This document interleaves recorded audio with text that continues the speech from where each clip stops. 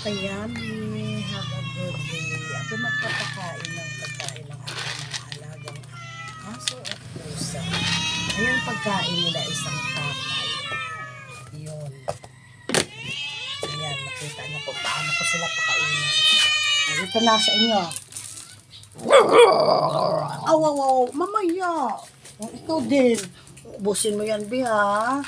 Ubusin mo yan. Ayan, sila mga kayami. Ganyan ako magpakain ng mga alaga ko. Ayan, kakain ng aking baby koy-koy. Yan. Tapos, paggawa naman ako ng pagkain ng aking ibon.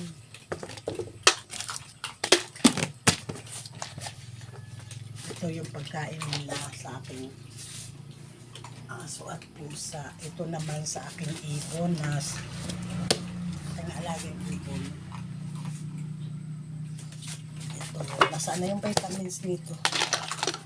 Ito, naka-vitamins siyang ibon ko para matalino.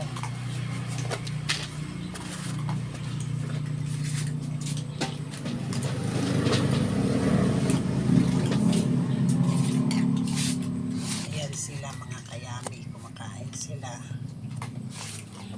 Ayan ang mga alaga ko.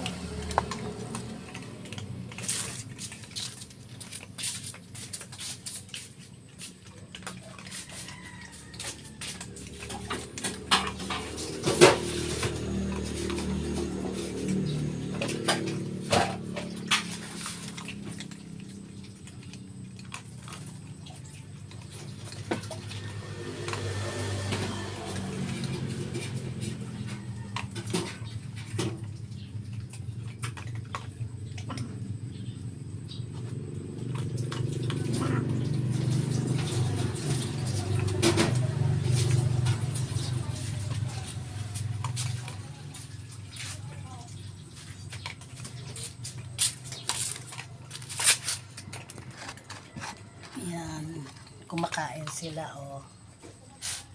Tsaka yung aking aso. Wow, very good aking koy-koy, Yung aking aso, mga kayami, ano na sila, yung may sakit siya. Kaya, 4 na araw na siyang nag-iinom ng gamot. Ngayon, yung aking Martin, pakainin ko naman na. Tapos, magkantay Martin, tamak kulit. Bago ko itimpla yung kanyang pagkain, lagyan ko muna ng vitamins. O bay, gusto pa aking koy-koy, Mamaya bigyan kita uli, ha? Mamaya, bigyan kita uli. Ayan mga kayami. Ayan.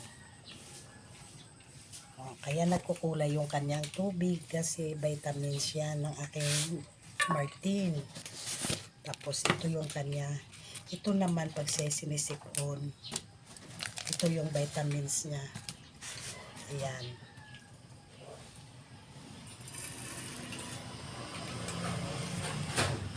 Ang mga hayop guys, wag natin sila ituring na kasi may damdamin din sila, kailangan din nilang aruga natin.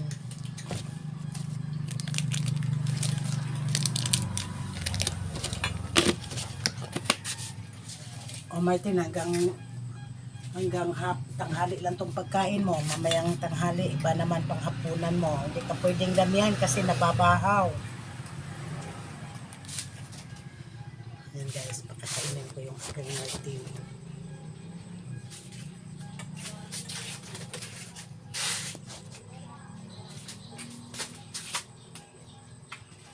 Martin, kainin mo ulit.